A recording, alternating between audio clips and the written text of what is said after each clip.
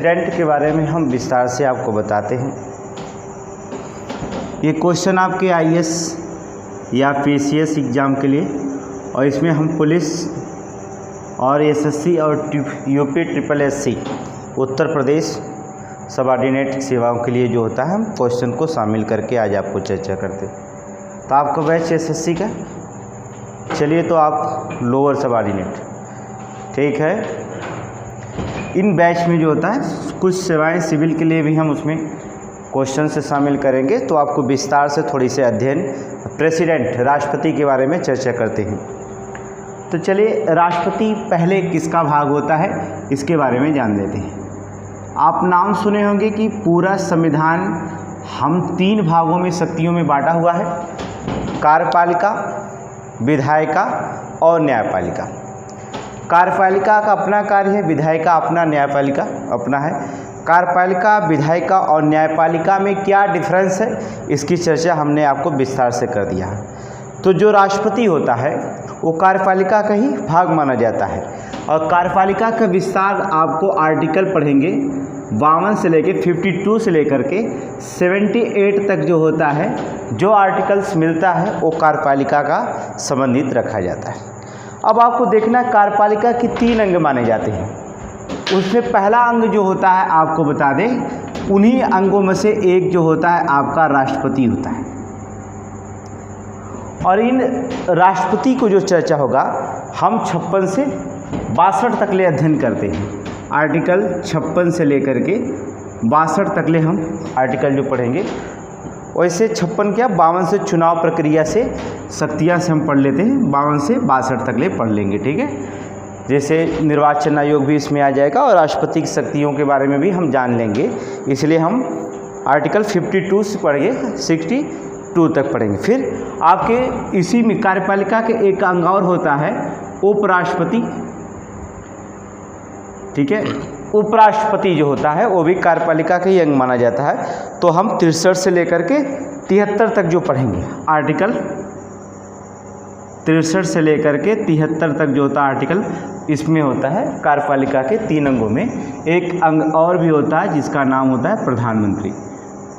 प्रधानमंत्री जो हम आर्टिकल 74 से लेकर के 78 तक पढ़ेंगे, 74 से लेकर 78 तक पढ़ेंगे।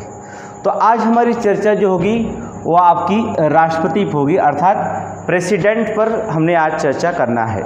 तो प्रेसिडेंट के बारे में चर्चा करेंगे। देखिए, जो राष्ट्रपति आपका कहा जाए कि ये औपचारिक प्रमुख होता है, ये आपको पता है कि जो राष्ट्रपति होता है वो भारत सरकार का जो माना जाता है, वो भारत सरकार का क्या माना जाता है, औपचारिक प्रमुख माना जाता है, औपचारिक प्रमुख माना जाता है। लेकिन देखिए, वास्तविक भारत सरकार की जो वास्तविक शक्तियां हैं, जो वास्तविक अगर कहा जाए कि वास्तविक जो शक्ति होती है वो आपके किस में होती है, वास्तविक शक्तियाँ मंत्रिपरिषद में होती हैं। अगर भारत सरकार के देखा जाए तो वास्तविक शक्तियाँ जो होती है आपके मंत्रिपरिषद में होती है। लेकिन मंत्रिपरिषद का अध्यक्ष कौन होता है, अर्थात अध्यक्ष जो होता है वो कौन होता है, प्रधानमंत्री होते हैं। देखा जाए कि औपचारिक शक्तियों का रूप जो होता है राष्ट्रपति के पास तो है भारत सरकार के, लेकिन अगर वास्तविक शक्तियां देखा जाए तो मंत्रिपरिषद में होती है जिसके अध्यक्ष प्रधानमंत्री होते हैं। इसलिए वास्तविक शक्तियां जो होती है किसके अंदर चली जाती है, प्रधानमंत्री के अंदर चली जाती है। तो हम राष्ट्रपति, प्रेसिडेंट और प्रधानमंत्री दोनों की चर्चाएं अलग अलग करेंगे। आज हमारा चर्चा चलेगा प्रेसिडेंट पर, चर्चा चलती है। तो आज का क्लास आप लोगों का प्रेसिडेंट होगा, ठीक। आप लोगों को कल पढ़ाया गया था, ठीक है। आज देखो क्या करते हैं, पहला पढ़ते हैं हम प्रेसिडेंट के बारे में। तो कार्यपालिका में पहले ही हेडिंग जो डाली जाती है प्रेसिडेंट, अर्थात राष्ट्रपति की पूरी चर्चा होती है। राष्ट्रपति पढ़ेंगे हम लोग, जो आर्टिकल 52 से लेकर के हम 62 तक, 52 से 62 तक पढ़ेंगे। आप पढ़ेंगे भाग 5। इसमें आप देखे होंगे, अगर आप भाग 5 पढ़ेंगे तो उसमें जो होता है कार्यपालिका का उल्लेख है, उसमें राष्ट्रपति का जो होता है उसका अंग माना जाता है।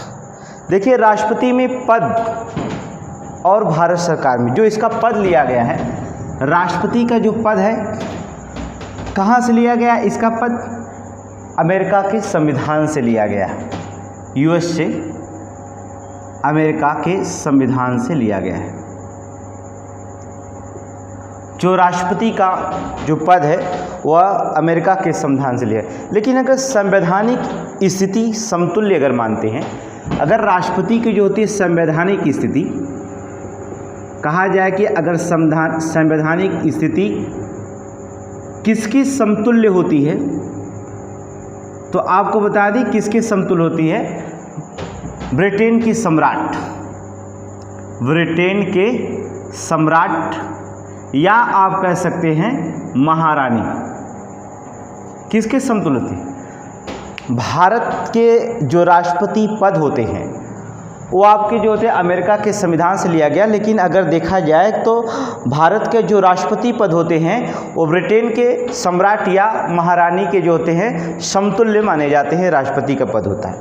अगर हम देखें कि भारत सरकार में जो होता है राष्ट्रपति किस भूमिका में रह सकता है, तो राष्ट्रपति जो होता है अगर भारत सरकार में है, भारत सरकार में राष्ट्रपति की कहाँ कहाँ भूमिका होती है, तो कुछ भूमिकाओं को हम बता दे रहे हैं, सिर्फ नाम, उसके बारे में हम विस्तृत अध्ययन करते हैं। जैसे सर्वोच्च कार्यपालक होता है, भारत सरकार का क्या होता है? सर्वोच्च कार्यपालक होता है।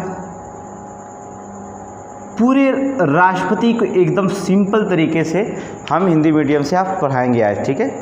पूरे सिर्फ आप लेक्चर को सुनिए, 45 मिनट का लेक्चर होगा। आज पार्ट 1 थोड़ा सा पढ़ाएंगे, लेकिन और थोड़ी सी कहानी बाद में बता देंगे। लेकिन आपको ध्यान से सुनेंगे तो आपके आईएएस के एक क्वेश्चन जो होते हैं या जो भी पीसीएस के क्वेश्चन या एक भी क्वेश्चन इसमें से नहीं छूट सकते हैं। तो पहला कार्य जो होता है हमने आपको बताया कि सर्वोच्च कार्यपालक होता है। दूसरा जो होता है औपचारिक प्रमुख होता है, अगर आप देखें तो, ठीक है, औपचारिक प्रमुख होता है। क्या होता है? औपचारिक प्रमुख होता है। क्वेश्चन कुछ भी पूछ सकता है कि राष्ट्रपति भारत सरकार का सर्वोच्च कार्यपालक है या औपचारिक प्रमुख होता है या संघीय प्रमुख मान दिया जाता है। भारत सरकार का क्या है? संघीय प्रमुख होता है। औपचारिक संघीय प्रमुख, संसदीय प्रमुख भी होता है। राष्ट्रपति क्या होता है? संसदीय प्रमुख होता है। देखिएगा, सर्वोच्च कार्यपालक औपचारिक भारत सरकार का प्रमुख होता है, संघीय प्रमुख भारत सरकार का माना जाता है राष्ट्रपति, संसदीय प्रमुख माना जाता है, संवैधानिक प्रमुख किसका माना जाता है? संवैधानिक प्रमुख, या कह सकते हो विधि प्रमुख माना जाता है, या भारत सरकार का क्या होता है? विधि प्रमुख माना जाता है। अब आप जान होंगे कि राष्ट्रपति पद किस लिए महत्वपूर्ण होता है। राष्ट्रपति जो होता है भारत सरकार का सर्वोच्च कार्यपालक होता है, कार्यपालक के रूप में कार्य करता है, औपचारिक प्रमुख के रूप में कार्य करता है, संघीय प्रमुख करता है या संसदीय प्रमुख के रूप में कार्य करता है, संवैधानिक प्रमुख या विधि प्रमुख के रूप में राष्ट्रपति क्या करता है? कार्य करता है। अगर हम देखें कि राष्ट्रपति जो होता है, थोड़ी सी शक्तियों के बारे में अगर देखें तो आर्टिकल आपको अनुच्छेद जब आप 54 पढ़ेंगे आपको 53 में बताया गया है कार्यपालिका की, राष्ट्रपति की शक्तियाँ। आर्टिकल 53 अनुच्छेद 53 में राष्ट्रपति की शक्तियाँ जो वर्णन की गई है वो 7 प्रकार की शक्तियाँ आपको प्राप्त है, बता दें। आर्टिकल 53 के तहत राष्ट्रपति की मुख्यतः जो होता है, मुख्यतः 7 प्रकार की शक्तियाँ प्राप्त की गई हैं। 7 प्रकार की शक्तियाँ प्राप्त हैं। इन शक्तियों का वर्णन हम 7 प्रकार के शक्तियों का वर्णन जो होता है आपको विस्तृत, अभी आज हमने परिचय बताया कि थोड़ा से राष्ट्रपति के बारे में हम परिचय कुछ अध्ययन करेंगे, इसके विस्तृत अध्ययन करेंगे, ठीक है। तो हम राष्ट्रपति के जो होता है 7 प्रकार के शक्तियां हम हैं। कौन कौन सी शक्तियां 7 प्रकार की? पहली शक्तियां जो राष्ट्रपति की मानी जाती हैं, कार्यपालिका, कार्यपालिका की शक्ति। और हम इसका अध्ययन कराएंगे कि कार्यपालिका की शक्ति में प्रधानमंत्री का चुनाव कैसे करते हैं, राष्ट्रपति कैसे प्रधानमंत्री को चुनता है, या मंत्रिपरिषद किस लिए बनाई जाती है, किसकी सहायता के लिए बनाई जाती है, इसमें शक्तियों को। दूसरी शक्तियाँ विधायिका, विधायिका की शक्तियाँ, इसमें विधायिका की शक्तियाँ। तीसरी शक्तियाँ न्यायपालिका, तीसरी जो शक्तियाँ होती है वह न्यायपालिका की शक्ति। देखिए न्यायपालिका की शक्ति ऐसा नहीं कि वो जाकर के जज किसी दोषी को जो होता है न्यायालय में जाकर के सज़ा सुनाता है या किस दंड के दोषी है उसे देता है, ऐसा नहीं। न्यायपालिका की शक्तियाँ में सिर्फ राष्ट्रपति को क्या होती है, क्षमादान की शक्तियाँ प्राप्त हैं।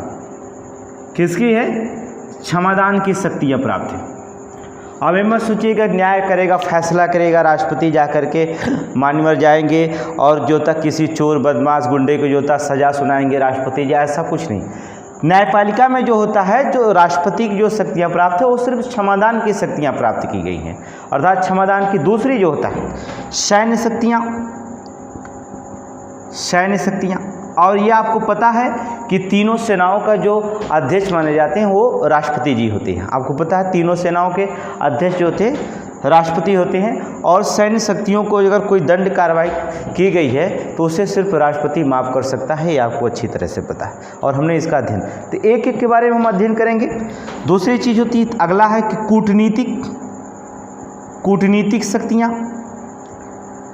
आपको हमने बताया था कि अगर कोई राजदूत के रूप में किसी भी देश से, अमेरिका, ब्रिटेन या किसी भी देश से अगर भारत में राजदूत के रूप में आएगा, तो अगर यहाँ राजदूत अपना आवास खोलना चाहता है, राजदूतावास खोलना चाहता है, तो सबसे पहले वो किसके सामने, राष्ट्रपति के सामने आपका समक्ष प्रमाण प्रस्तुत करना पड़ेगा। अगर राष्ट्रपति उस पर अनुमति देता, अगर सलाह देता या कुछ मशवरा देता या राष्ट्रपति कहता कि हाँ रहने के है नहीं या खोल सकते हैं, तभी आप कुछ कर सकते हैं। तो सबसे पहले हमारे कहने का मतलब होता है अगर दूतावास खोलना है किसी भी देश को, तो वो अपना प्रमाण या समझ जो भी प्रस्तुत करेगा वो राष्ट्रपति के समझ प्रस्तुत करेगा। तो कूटनीतिक शक्तियाँ भी होती हैं, वित्तीय शक्तियाँ, वित्तीय शक्तियाँ, और एक शक्तियाँ जो होती हैं सातवीं जो होती है आपातकालीन शक्तियाँ, आपातकालीन शक्तियाँ। इसका हम वर्णन विस्तार से करेंगे। आपातकालीन शक्तियों में जो होता है वो तीन प्रकार के आपातकालीन शक्तियाँ हैं। 300 आपातकालीन शक्तियाँ हमने बताया, 352, 356 और 360, एक और होगा 365। 356, 365 का कम्युनिकेशन संबंध एक होता है जिसको हम बताएंगे कहाँ 356 लागू किया जाएगा, कहाँ 365 लागू किया जाएगा। तो ये होती है राष्ट्रपति के आपात शक्तियों का वर्णन मिलता है। अब देखिए हम कहें इन शक्तियों का हम चर्चा आपको एक एक विस्तार से करेंगे, कैसे सिविल में पूछा जाता है। अभी ये वनडे एग्जाम का है, एसएससी, बैंक, रेलवे, यूपी जो होता है, SSSC एग्ज़ामों के लिए बस इतना ही काफ़ी होता है। इसका विस्तृत अध्ययन हम करेंगे, आपको बताएंगे। अब हम आर्टिकल देखें कैसे होता है। आर्टिकल 54 में किस बात की चर्चा की गई है। आर्टिकल 54 क्या कहता है, राष्ट्रपति का 54 निर्वाचक मंडल। आर्टिकल 54 में आपको बताया जाता है कि निर्वाचक मंडल, निर्वाचक मंडल की बात की गई। राष्ट्रपति का निर्वाचन कैसे होता है उसके बारे में चर्चा की गई। अगर हम देखें भारत और ब्रिटेन की तुलना कर दें, राष्ट्रपति की जो होता है निर्वाचक मंडल में अगर हम तुलना करते हैं भारत, आपको पता होगा भारत एक गणतंत्र देश है, अर्थात लोकतंत्र, जनता का यहाँ पर शासन, जनता, एक गणतंत्र राष्ट्र है होता है, ठीक है, एक गणतंत्र राष्ट्र है। जबकि ब्रिटेन एक राजतंत्र है।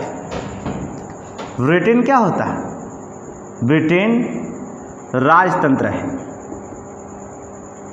हम भारत की बात करें, भारत एक गणतंत्र राष्ट्र है जबकि ब्रिटेन एक राजतंत्र राष्ट्र है।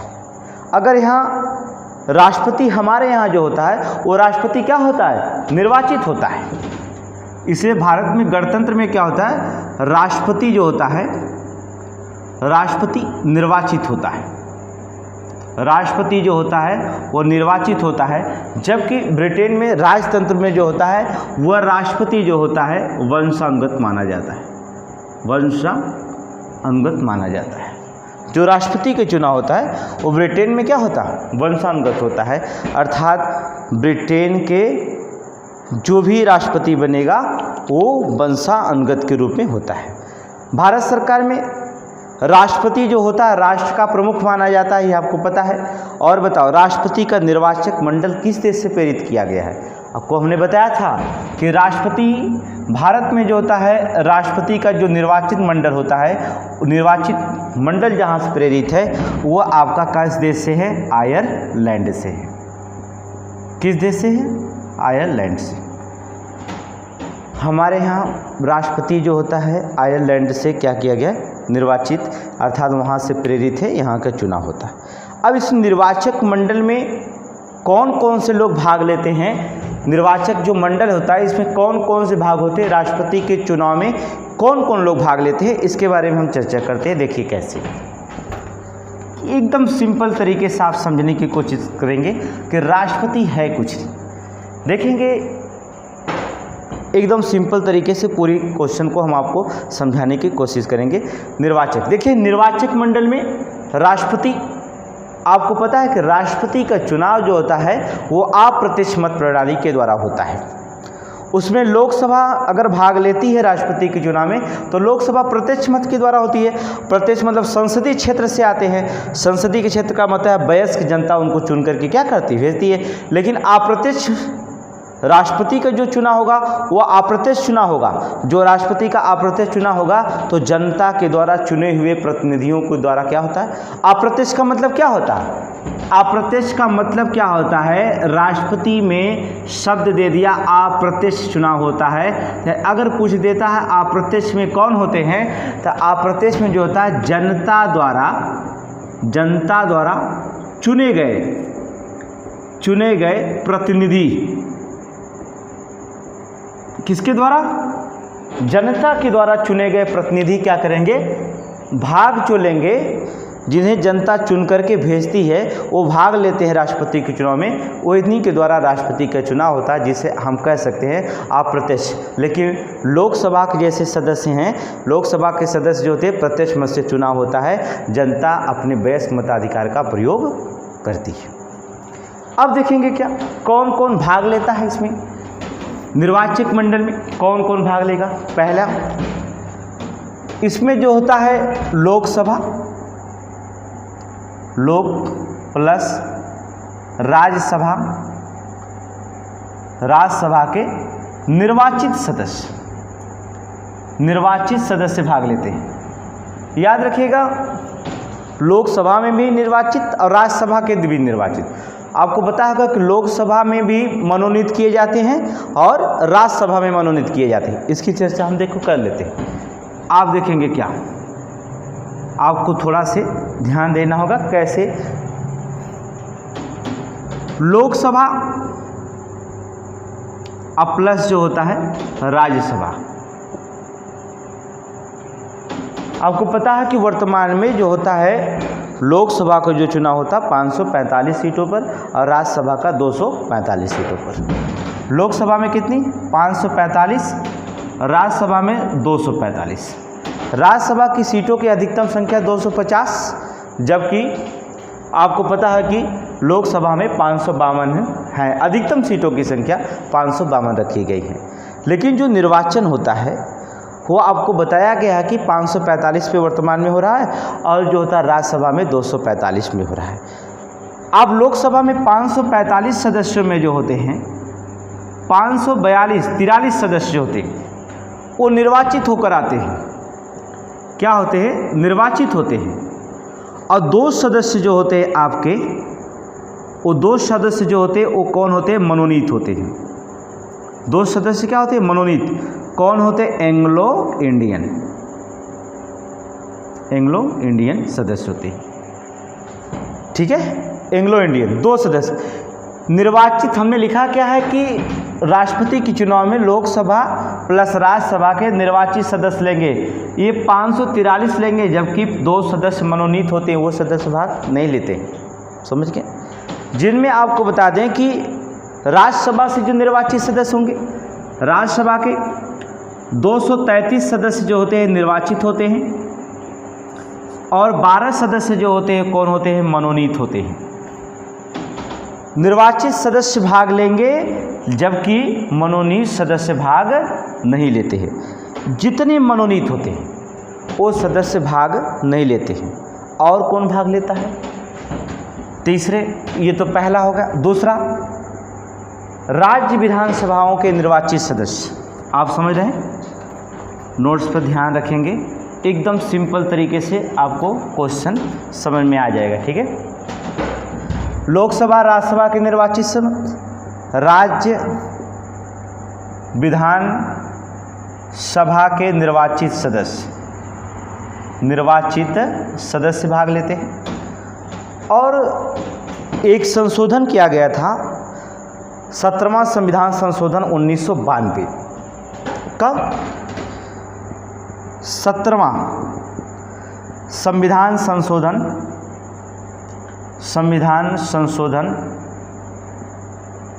1992 में हुआ। क्या?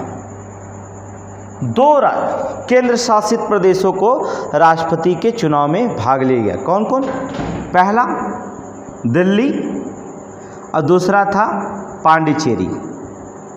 ये दोनों केंद्र शासित प्रदेश जो थे वो राष्ट्रपति के निर्वाचन प्रक्रिया में भाग लेते हैं, राष्ट्रपति के चुनाव में भाग लिए थे। 2, तो अगर केंद्र शासित प्रदेशों को पूछता, हमने कहा राज्य विधानसभा के निर्वाचित सदस्य भाग लेते हैं, निर्वाचित, मनोनीत नहीं, निर्वाचित सदस्य भाग लेते हैं। तो अगर देखा जाए, अगर पूछता है कि केंद्र शासित प्रदेशों के कौन से किस राष्ट्रपति के चुनाव में जो होता है कौन से केंद्र शासित प्रदेश शामिल किए जाते हैं, तो आपके दिल्ली और पांडिचेरी को 2 केंद्र शासित प्रदेशों के विधानसभाओं के निर्वाचित सदस्य इसमें शामिल होते हैं। एक कब कहा गया? 17वां संविधान संशोधन 1992 के तहत जो होता है इन्हें 2 में शामिल कर दिया गया था। अब आप देखेंगे निर्वाचित सदस्यों के बाद निर्वाचन प्रक्रिया कैसे होती है। इतने सदस्य राष्ट्रपति के चुनाव में भाग लिए, लेकिन निर्वाचन की प्रक्रिया क्या है इसके बारे में हम चर्चा करते हैं। ये तो निर्वाचक मंडल हो गया, लेकिन निर्वाचन की जो प्रक्रिया है वो कैसी है राष्ट्रपति की, इसकी चर्चा देखिए कैसे होती है। निर्वाचन की प्रक्रिया आप पढ़ेंगे राष्ट्रपति में आर्टिकल 55 उसमें निर्वाचन की प्रक्रिया की व्याख्या की गई है। निर्वाचन की प्रक्रिया, कैसे निर्वाचन होता है राष्ट्रपति के चुनाव में, निर्वाचन की प्रक्रिया। आपको पता है कि राष्ट्रपति का निर्वाचन जो कराता है केंद्रीय निर्वाचन आयोग के द्वारा होता है। ये आपको पता है किसके द्वारा होता है? केंद्रीय निर्वाचन आयोग के द्वारा राष्ट्रपति का चुनाव कराता है केंद्रीय निर्वाचन आयोग। ये कब, किस अधिनियम के तहत बताया गया? आपको हमने बताया था राष्ट्रपति और उपराष्ट्रपति, आपको बताया था कि राष्ट्रपति और उपराष्ट्रपति दोनों को, राष्ट्रपति और उपराष्ट्रपति निर्वाचन अधिनियम 1992 के तहत, निर्वाचन अधिनियम किस अधिनियम के तहत? निर्वाचन अधिनियम 1992 के तहत जो होता है राष्ट्रपति और उपराष्ट्रपति का चुनाव जो कराते हैं वो केंद्रीय निर्वाचन आयोग के द्वारा कराया जाता है। लेकिन राष्ट्रपति चुनाव में भाग लेता है केंद्रीय सूचना आयोग, इसके लिए एक शर्तें रखती है कि उसकी योग्यता क्या होगी। योग्यता में आपको बताया गया कि वो भारत का नागरिक हो। राष्ट्रपति के निर्वाचन में वही भाग ले सकता है जो राष्ट्रपति का चुनाव वही लड़ सकता है जो 35 वर्ष की उम्र क्या किया, पार कर चुका। लेकिन उतनी जल्दी इसके नामांकन के लिए किसकी ज़रूरत पड़ती है? ज़रूरत ये यहाँ पर होती है कि राष्ट्रपति का नामांकन कैसे किया जाता। सबसे पहले तो ये बात है, नामांकन के लिए राष्ट्रपति के पास जो होता है 50 जो होते हैं प्रस्तावक होना चाहिए। और 50 जो होता है अनुमोदक के रूप में सदस्य होने चाहिए। याद रखिए 50 प्रस्तावक के रूप होना चाहिए और 50 जो होता है अनुमोदक का होना चाहिए, तभी वो राष्ट्रपति का चुनाव लड़ सकते हैं। लेकिन कुल मत का 1/6 मत मिलना चाहिए, नहीं तो जो जमानत राशि हो जाएगी वो क्या हो जाएगी, लिप्त हो जाती है। जमानत राशि के बारे में अगर हम चर्चा करें, अगर अपनी जमानत राशि को बचाना है राष्ट्रपति को, तो कुल मत का जो होता है, कुल मत का 1/6 मत पाना अनिवार्य होता है। मत पाना अनिवार्य है, अनिवार्य है, तब तो राष्ट्रपति की जमानत राशि बचेगी, नहीं तो राष्ट्रपति का जमानत क्या हो जाएगा, जब्त हो जाएगा। अब इसमें बताया गया कि राष्ट्रपति, अगर दो राष्ट्रपतियों को आपस में विवाद होता है, हमने बताया अगर एक राष्ट्रपति दूसरे राष्ट्रपति पर हस्तक्षेप करता है या कुछ होता है, दोनों राष्ट्रपतियों में अगर आपस में विवाद होगा, तो अब राष्ट्रपति के चुनाव में अगर विवाद होता है तो सर्वोच्च न्यायालय का अंतिम प्रमाण होता है, अर्थात अंतिम फैसला होता है। सर्वोच्च न्यायालय का अंतिम फैसला होता है। अब सर्वोच्च न्यायालय जो फैसला सुनाएगी, अगर राष्ट्रपतियों को आपस में अगर विवाद हो जाता है तो सर्वोच्च न्यायालय का निर्णय जो होता है अंतिम माना जाता है। राष्ट्रपति जो भी फैसला सुनाएगी वो आपको क्या होगा, अंतिम माना जाएगा। उस फैसलों को मानने के लिए राष्ट्रपति क्या हो जाएगा, बाध्य हो जाएगा कि किसी निर्वाचन प्रक्रिया में कौन सही है कौन गलत है, इसे मानना बाध्य हो जाएगा। अब देखेंगे, अगर निर्वाचन की प्रक्रिया की बात करें तो एक संशोधन किया गया था, आपको हम बता दे रहे हैं, 11वां संविधान संशोधन। देखिए संशोधन हुआ था 11वां संविधान संशोधन। ये 11वां संविधान संशोधन कब हुआ था, 1961 में हुआ था। देखिए 11वां संविधान संशोधन में कहा गया यदि कोई निर्वाचक मंडल रिक्त हो जाए, यदि कोई निर्वाचक मंडल रिक्त हो जाए तो राष्ट्रपति के निर्वाचन पे कोई प्रभाव नहीं पड़ता। मतलब राष्ट्रपति के निर्वाचन पर कोई आसन या कोई प्रभाव नहीं होगा, नहीं पड़ेगा।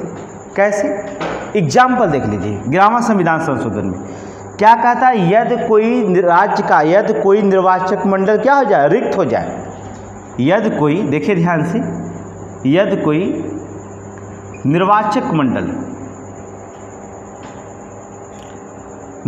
मंडल जो होता है रिक्त हो जाए, इसका मतलब क्या होगा, कहता है कि यदि कोई निर्वाचक मंडल रिक्त हो जाए तो राष्ट्रपति के निर्वाचन पर कोई असर नहीं होगा, कोई असर नहीं होता उसके निर्वाचन मंडल।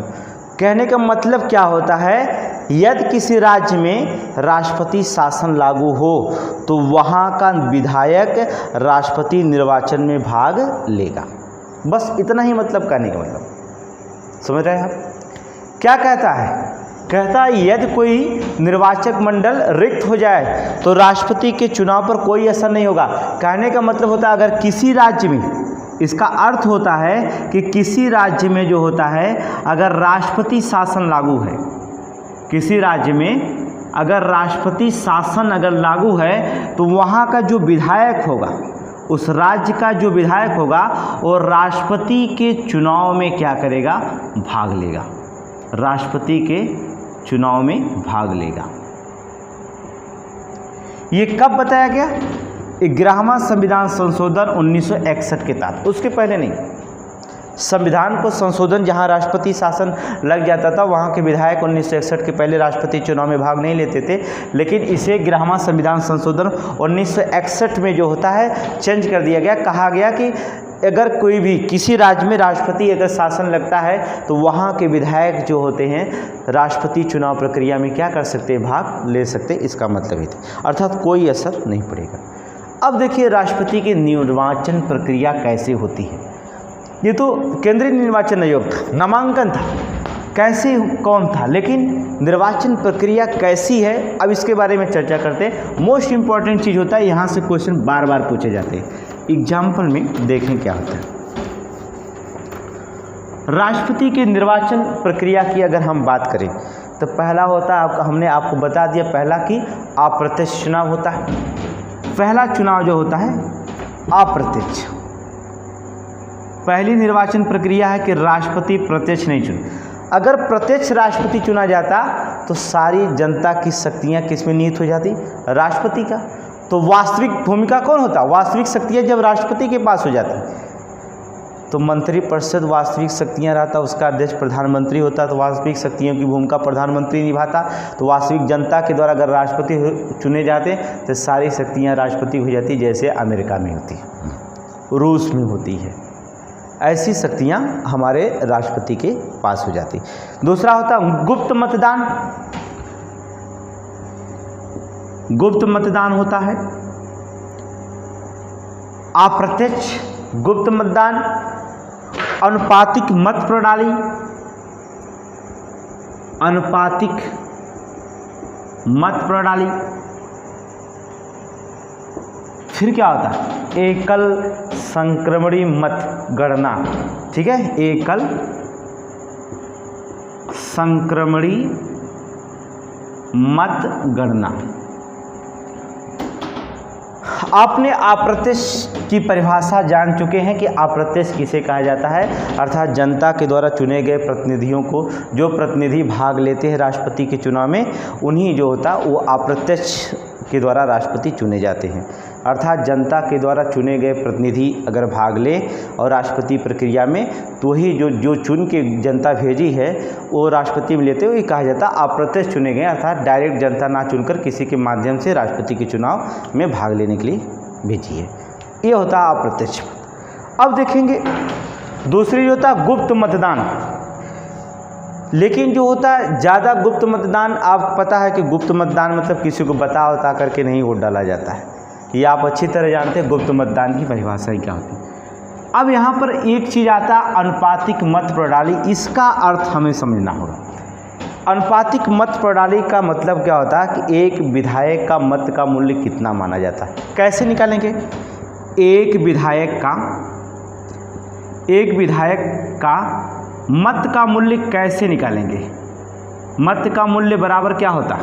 एक विधायक का मत का मूल्य बराबर होता है उस राज्य की कुल जनसंख्या कितनी, उस राज्य की कुल जनसंख्या, उस राज्य की कुल जनसंख्या बटे विधायकों की संख्या कितनी है उस राज्य में, विधायकों की कुल संख्या कितनी है, अब गुणे क्या कर देंगे? 1000 से मल्टीपल कर देंगे। जब उस राज्य की कुल जनसंख्या विधायकों की कुल संख्या 1000 से गुणा मल्टीपल करेंगे तो आपका जो होता है एक विधायक का मत का मूल्य निकलेगा। जैसे उस राज्य की कुल विधायकों की मत का मूल्य अगर निकालना है, अगर दूसरा क्वेश्चन बोलता है कि उस राज्य के कुल विधायकों की मत मूल्य, कुल विधायकों के मत मूल्य कैसे निकालेंगे? सभी विधायक का जो होता है अगर मत मूल्य अगर हमें निकालना तो क्या होगा? कुछ नहीं करना होगा, विधायकों की कितनी संख्या है और मत मूल्य उसका क्या है, बस गुणा कर देंगे। विधायकों की संख्या अगुणे मत मूल्य। अब एग्जाम्पल देख लेते हैं। मान लीजिए किसी, यहाँ पर देखेंगे अगर एक विधायक का मत का मूल्य निकालना है, मान लीजिए किसी राज्य की जनसंख्या आपकी 9 लाख है,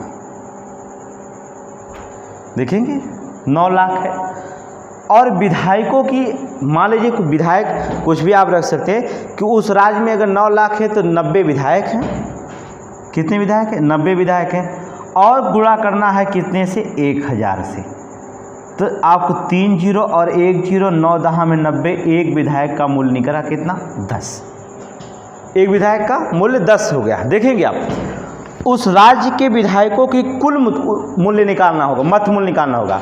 कब उस राज्य में जितने विधायक सभी के कितने मत मूल्य कुल निकालना होगा। तो अगर मान लिया उस राज्य में विधायकों की संख्या हमने कितना माना? 90 है, और मत मूल्य एक विधायक का कितना है? 10 है, तो उस राज्य में कुल विधायकों का मत मूल्य कितना हो जाएगा?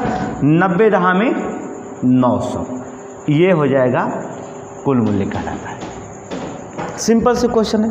उस राज्य के कुल विधायकों का मत मूल्य विधायकों की संख्या गुणे मत मूल्य, अर्थात देखेंगे तो एक विधायक का हमने 10 निकाला, अगर पूछ दिया कुल मूल्य निकालना है तो 90 विधायक है, एक विधायक का अगर 10 मत मूल्य निकला है तो उसका हो जाएगा 900 निकल जाएगा। उसी प्रकार से अगर हम देखें जो विधायक का होता है उसी प्रकार संसद का भी होता है। संसद के विधायक का मत मूल्य भी निकाला जाता है, अनुपातिक मत प्रणाली इसी से निकाली जाती है। अर्थात संसद का मत मूल्य, संसद का मत मूल्य बराबर मत मूल्य, देखेंगे जो संसद का मत मूल्य होता है वो कैसे निकलेगा, राज्यों के कुल विधायकों के मतों का मूल्य का योग, ठीक है, राज्यों के विधायकों के मत मूल्य का योग अब प्लस कितना लोकसभा और कितना राज्यसभा होगा, अर्थात लोकसभा राज्यसभा के निर्वाचित सदस्यों की संख्या, लोकसभा प्लस राज्यसभा के निर्वाचित सदस्यों की संख्या, निर्वाचित सदस्य की संख्या से अगर आप भाग दे देंगे तो आपका जो होगा संसद का मत मूल्य आराम से निकल जाएगा कि कितना एक संसद का मत मूल्य कितना है या उस राज्य का संसद का मत मूल्य कितना है। इस फार्मूले से हम क्या करेंगे, निकाल लेंगे। एक चीज़ बढ़ती है एकल संक्रमणी मत गणना। ये देखिए क्या होता है, एकदम सरल भाषा में आपको बता देंगे कि आप एकल संक्रमणी मत गणना कैसे क्या किया जाता है। ये होता क्या है, एकल संक्रमणी मत गणना के बारे में हम बात करें। एकल संक्रमणी मत गणना क्या होती है, जैसे आपको हम बता रहे हैं। मान लिया हमने उम्मीदवार 4 उम्मीदवार ले लिया। उम्मीदवार देखिए एकदम सिंपल तरीके से समझा रहे हैं, आप समझ जाएंगे। हमने उम्मीदवार उठा दिया, एक ए बी सी और डी, 4 उम्मीदवार हैं। अब इन 4 उम्मीदवार में वैरियता का क्रम देखिए, इसमें क्या होता है कि मत मूल्य में 2 चीज़ के ध्यान दिया जाता है, एक उम्मीदवार होता है उम्मीदवार और दूसरी होती है वैरियता। 4 उम्मीदवार अगर हैं तो 4 उम्मीदवार हैं ए बी सी और डी, तो वैरियता है 1 2 3 और 4। अब आपको इसमें वैरियता का मतलब होता है कि आप डी को पहली वैरियता देंगे तो डी के दीजिए, आप सी को देना चाहते हैं सी के दीजिए, या तो पहली वैरियता ए को देना चाहते हैं तो ए के दीजिए, दूसरे स्थान पर बी के रखिए, तीसरे स्थान पर सी के रखिए। तो वैरियता के स्थान पर किसको ज़्यादा वैरियता मिलेगी वही चुनाव जीतेगा, तो उसमें वैरियता की मत होगा। अब कभी कभी क्या होता है, वैरियता वैध भी अवैध हो जाती है। जैसे एक मतदाता क्या करता है, एग्जाम्पल समझिए कि एक मतदाता जाता है ए को दे देता है, एक पहली वरीयता इसको देता है, बी को जो था चौथी वरीयता देता है, सी को तीसरी देता है, डी को दूसरी वरीयता देता है। पहली वरीयता इसको दिया कि पहले हमें ये ज़्यादा कैंडिडेट पसंद है, इसके बाद अगर ये नहीं जीतते तो इसको जिताया जाए, अगर ये जीत नहीं देते सी को जिताया जाए, चौथे नंबर पे क्या करते हैं बी को दे देता है। तब इसका मत जो माना जाएगा इसे कहा जाता है कि वैध मत है। क्या माना जाता है, वैध मत माना जाता है। देखिए एकदम सिंपल है एकल संक्रमणी मत प्रणाली। दूसरी चीज़ आप देखेंगे, आप मान लीजिए दूसरा मतदाता क्या करता है, दूसरा मतदाता जाता है तो सो ए को भी पहली वरीयता दे देता, बी को भी दे देता, सी को भी दे देता और डी को भी दे देता। अब इसका जो होता है, इसको ए को भी वरीयता दिया, पहले स्थान पे रखा जाए, बी को दिया, सी को दिया, डी को दिया। इसका मतलब ये मत जो होता है इसका खराब हो गया, अर्थात अवैध मत माना जाएगा, क्योंकि वैरियता का क्रम 4 उम्मीदवार है तो 1 2 3 4 वैरियता है। आप पहले इसको दीजिए, आप सोच रहे हैं पहला ए भी हो जाए, ए भी हो जाए, ए भी जाए। इसका मतलब कहने का मतलब होता है इसको दूसरा रखते, इसको चौथा, इसको तीसरा, इसको पहला, तब आपका वोट माने होता। लेकिन आप इसको पहला रखना चाहते, इसको भी रखना चाहते, इसको भी रखना चाहते, इसको भी रखना चाहते हैं। इसका मतलब आपको सबको पसंद है, इसलिए आपके मत को क्या माना जाता है, अवैध माना जाता है। दूसरी चीज़ होती है इसमें क्या होता है, मान लीजिए कि तीसरा मतदाता जाता है, तीसरा मतदाता जाता है, अब उसको क्या कर दिया, जा कर के डी को क्या कर दिया, पहला, दूसरा, तीसरा और चौथा सभी वैरियता जो होता है डीओ के दे दिया। पहला पे रखा जाए, दूसरा पे रखा जाए, तीसरा पे, चौथा के, तो ये भी मत क्या माना जाता है, अवैध मत माना जाएगा। ये भी क्या माना जाएगा, अवैध मत। और ऐसी जो होता घटना कब घटी थी, प्रणब मुखर्जी का चुनाव, प्रणब मुखर्जी के खिलाफ, अर्थात प्रणब मुखर्जी चुनाव लड़ रहे थे राष्ट्रपति का, तो उसमें वोट डालने के लिए किसने भाग लिया था, मुलायम सिंह यादव। मुलायम सिंह यादव उन्होंने क्या कर दिया, प्रणब मुखर्जी को जो था 1, 2, 3, 4 चारों वैरियता दे दिया था, जिससे मुलायम सिंह के वोट को क्या कर दिया जाए, अवैध घोषित कर दिया गया था। ऐसी घटनाएं घट चुकी थी। तो पहली वैरियता देखेंगे कैसे बनना चाहिए, 1, 4, 3 किसको पहले स्थान पर, तो अब इसे कहा जाता है एकल संक्रमणीय मत प्रणाली के नाम से जाना जाता है। अब देखिए चुनाव की प्रक्रिया होगी। अब उम्मीदवार कौन जीता, उम्मीदवार जो होता है किसके कोटा में कैसे उम्मीदवार जीता, ये चुनाव तो हो गया आपका। देखिए कैसे उम्मीदवार जीतता है। न्यूनतम कोटा से क्या करेगा, न्यूनतम कोटा, जो उसका न्यूनतम कोटा होगा, वैध मतों का 50% प्लस 1 वोट होना चाहिए। वैध मतों का जितना वोट पड़ जाए, वैध मतों का 50% प्लस 1 अगर वोट पा जाता है तो राष्ट्रपति क्या हो जाता है, चुनाव जीत जाता है। अर्थात वैध मतलब कुल मत प्लस अवैध मत को घटा दीजिए, आपका जो होता है न्यूनतम कोटा हो जाता है। मान लीजिए 2 राष्ट्रपति उम्मीदवार 50-50% की श्रेणी में आ जाते हैं, बराबर श्रेणी में आ जाते हैं, तो वहाँ पर जो होता है एक जो होता है महान्यायवादी मौजूद रहते हैं। 50 भी पा गए, 50% ये भी पर बराबर बराबर अगर राष्ट्रपति होता है तो उस समय महान्यायवादी चुनाव प्रक्रिया में भाग लेता, लेकिन वोट डालने का इसको अधिकार नहीं है। लेकिन उस समय महान्यायवादी की ज़रूरत पड़ जाती है। महान्यायवादी जिसके साथ अपना 1 वोट जोड़ेगा वही राष्ट्रपति का चुनाव क्या करेगा, जीत जाएगा। तो ये तो आज राष्ट्रपति की निर्वाचन प्रक्रिया रही। कल हम बताते हैं राष्ट्रपति की पद रिक्तता कैसे की जाती है, उसके स्थान पे कौन रखा जाएगा, फिर आपकी महाअभियोग प्रक्रिया कल बता देंगे। इसके बाद हम राष्ट्रपति की शक्तियों के बारे में चर्चा विस्तृत करेंगे। तो आज का क्लास ख़त्म होगा। तो कल आपको सर मैथ का भी वीडियो आपको जो होता है आप लोग शूट कर सकते हैं क्लास में, कोई दिक्कत नहीं है। और मैथ का क्लास भी कल से आपको डेली दिया जाएगा। तो अगर राष्ट्रपति को पूरी अध्ययन करना है तो अपने दोस्तों को जो होता है ये दे सकते हैं। हम आपको जीएस फ्री में पढ़ा देंगे पूरे संविधान को। तो आपको 15 से 20 दिन में हम कवर करने की कोशिश करेंगे। जो मुख्य चैप्टर होगा संविधान का आपको पढ़ा देंगे। ठीक है, तो आज की क्लास यहीं पर समाप्त की जाती है।